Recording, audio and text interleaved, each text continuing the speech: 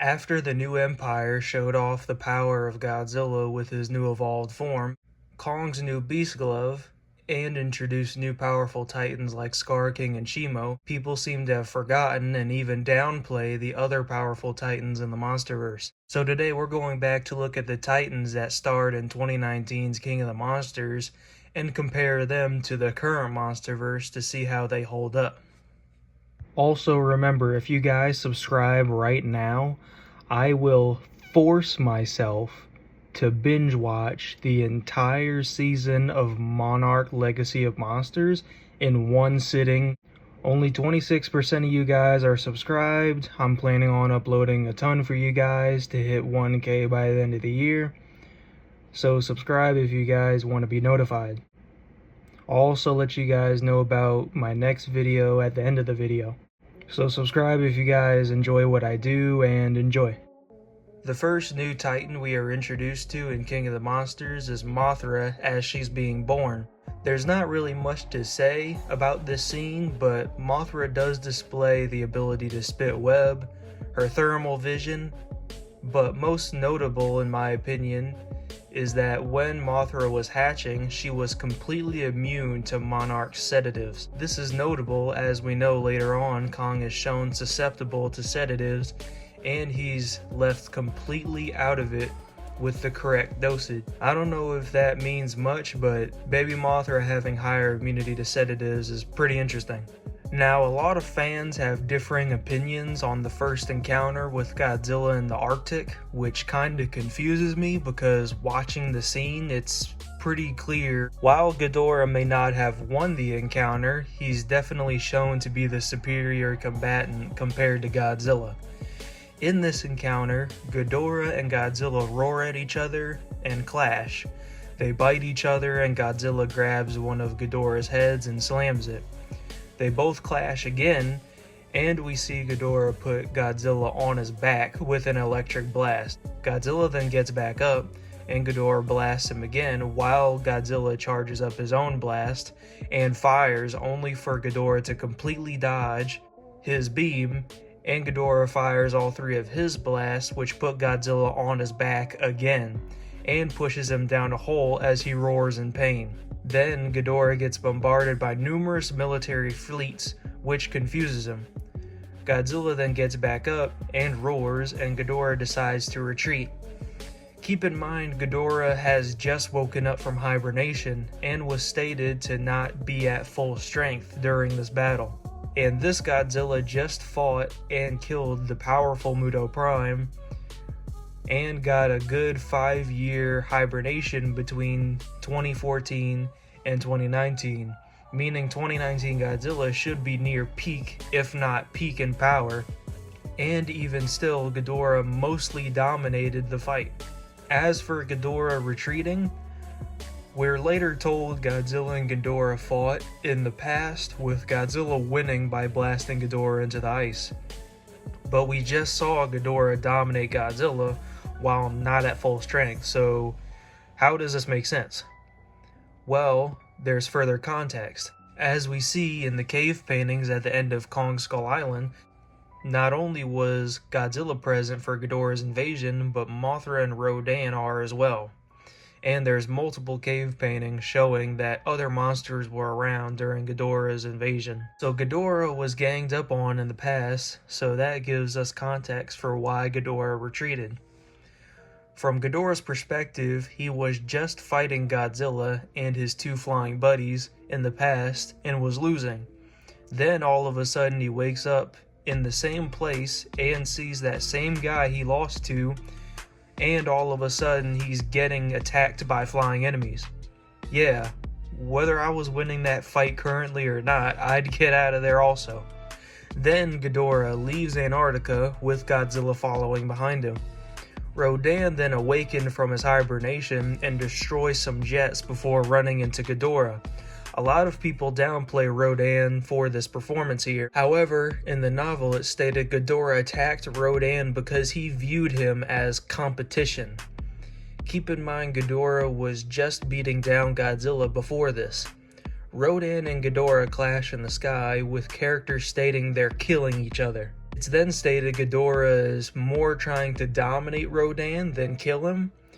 Rodan then endures a blast from Ghidorah's gravity beam, which even dropped Godzilla earlier, and we get interesting statements on the hierarchy of the Titans in the Monsterverse. It's stated in comparison to every Titan on Earth, Godzilla and Ghidorah are in their own league, and that Godzilla is the planet's only hope against Ghidorah. So even with Ghidorah being in a weakened state, he's still the most powerful Titan on Earth at the time, and Rodan could still lock claws, bite, and claw at Ghidorah's hide. And Rodan's ability to still lock claws, bite, and claw at Ghidorah's hide is pretty damn impressive. Those attacks Rodan was throwing at Ghidorah would probably damage and cause a hard time to anyone in the Monsterverse. This includes Kong, Tiamat, the Mutos, and Scylla. After Ghidorah defeats Rodan, Godzilla jumps Ghidorah out of nowhere and drags him into the water, which is stated to be Godzilla's natural terrain and not Ghidorah's. Many people downplay Ghidorah for his performance here, but this encounter was much more of a back and forth rather than a one-sided beatdown people interpret it as. Godzilla uses his full strength to tear off one of Ghidorah's heads, but the battle is ended when they are hit with the oxygen destroyer, and Ghidorah emerges completely unharmed by the weapon due to his extraterrestrial origin, being only physically wounded by Godzilla. Godzilla retreated to his lair and was terribly wounded by the encounter. We know most of these injuries were caused by Ghidorah, as we see most of the damage the oxygen destroyer deals is lack of oxygen. When we see fish physically survive the blast, but instantly die due to lack of oxygen. So yes, Ghidorah did significant damage to Godzilla despite the fact Godzilla was winning and would have won. Ghidorah then absorbs radiation and regenerates from Rodan's volcano and becomes the new Alpha and awakens all the Titans on Earth. It's stated Ghidorah is going to destroy the planet and reshape it to his own liking. It's also been stated Ghidorah has completely destroyed other planets in the past, and Ghidorah is creating storms that are countries in size and are able to move them around the planet just by casually flying around. Godzilla is then rejuvenated by Serizawa's sacrifice nuke and confronts Ghidorah in Boston. It's stated Godzilla is far beyond his full strength and is overloading with radiation to the point his body can't physically contain the amount inside of him and is going to explode like an atom bomb. Godzilla's power and radiation is also constantly growing throughout the battle, getting stronger and stronger. Godzilla blasts Ghidorah while he's not paying attention, which sends Ghidorah flying. The military then bombards Ghidorah while Godzilla and Ghidorah clash. Instantly, Godzilla holds the advantage, throwing Ghidorah around, hitting him with his tail, and stepping on his head.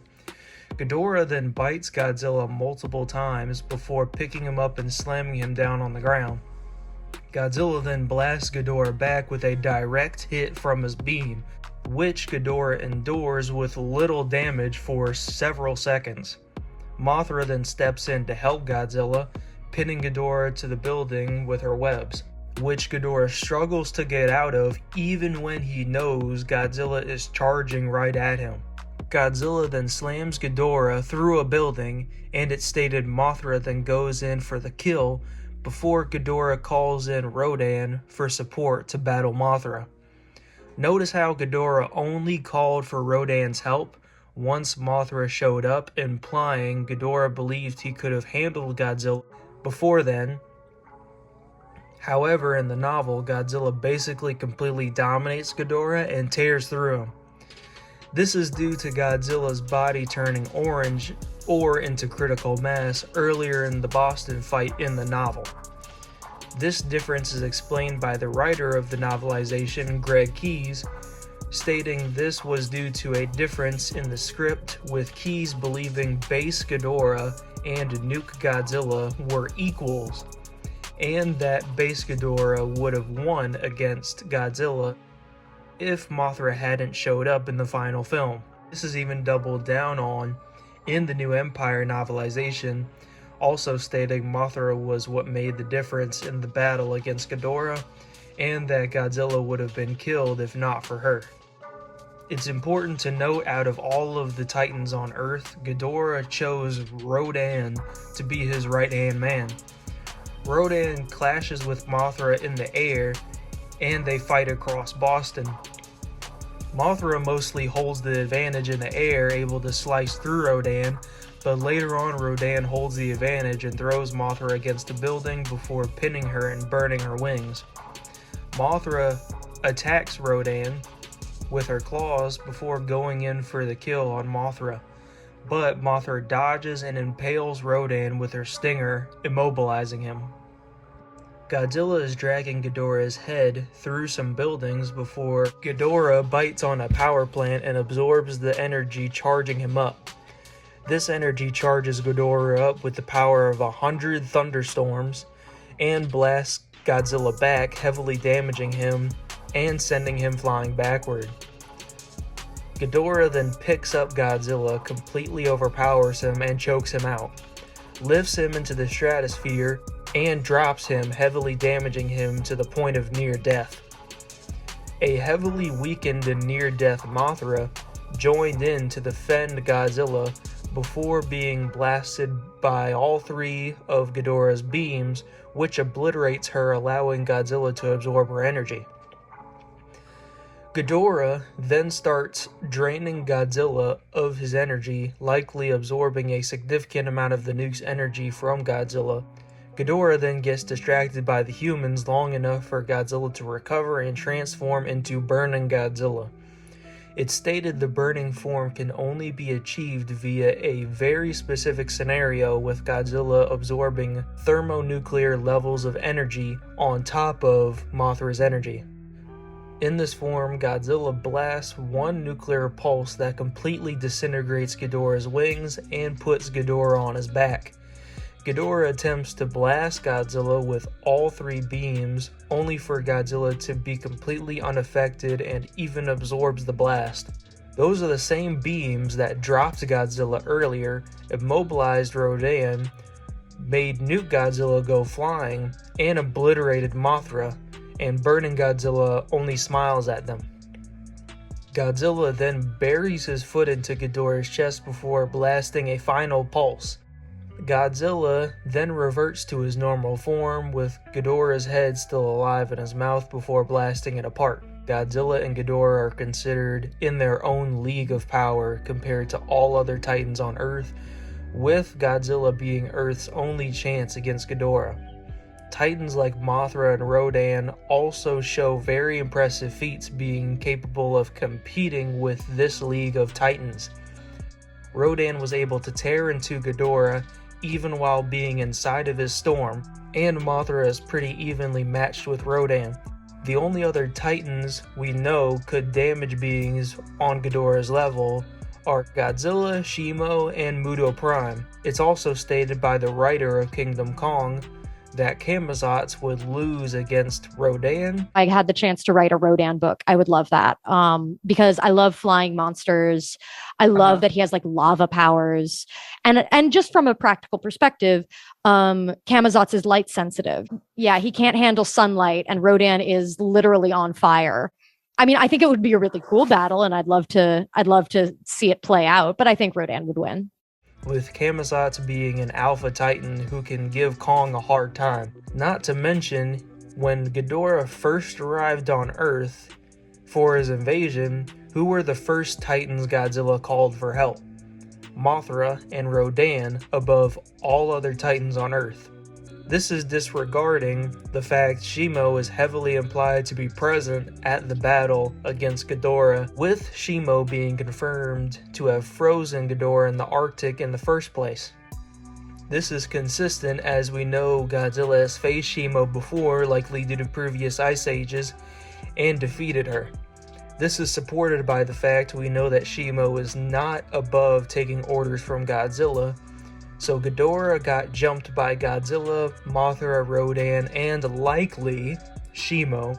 Some people like to downplay this by saying Shimo just so happened to be on the opposite side of the planet, and during those exact seconds Godzilla blasted Ghidorah into a cavern, Shimo suddenly just decided to blast the Earth into an ice age that just so happened to freeze Ghidorah. However, it's obvious to me that this explanation requires far more assumptions and leaps in logic than Shimo just being present at Ghidorah's invasion. And a side effect of Shimo blasting Ghidorah with her full power accidentally causes an ice age. Shimo, in her natural state, is an overall passive titan and only ever creates destruction when she's threatened and forced to use her beam in a fight. As it's confirmed, Shimo's frost beam is what created the last ice age. Mothra gets downplayed as a fragile bug that Kong could somehow squish in his grip, but even Rodan couldn't do that so easily, and Rodan literally burned Mothra's wings away, and she still nearly killed him. Mothra did die from Ghidorah, but most Titans would have died from the full power of energized Ghidorah, and that same blast was stated going to finish off Godzilla in that moment, and Mothra was weakened and near death after fighting Rodan already.